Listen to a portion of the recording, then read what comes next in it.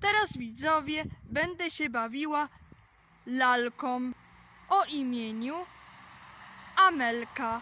Teraz wam ją pokażę. To jest lalka Amelka, tak wygląda. To jest lalka Amelka i tak ona, widzowie, wygląda. No i nią się dzisiaj będziemy też bawić. No to zaczynam moją zabawę lalką. Muszę ustawić, czy widać? Widać? No. Okej, widać. To zaczynam zabawę.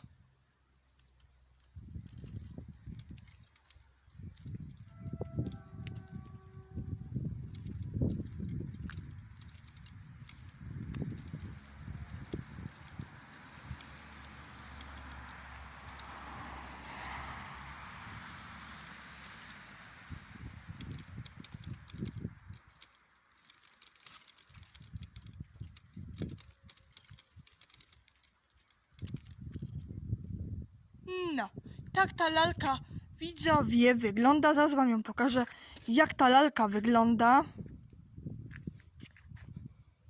No, bo my dojechali do końca trasy i teraz wam pokażę tą lalkę, tylko muszę znaleźć cień, bo w słońcu nie za bardzo będzie widać. I tak ta lalka wygląda. Lalka Amelka, tak ona wygląda. No i widzimy się już na mojej jeździe konnej.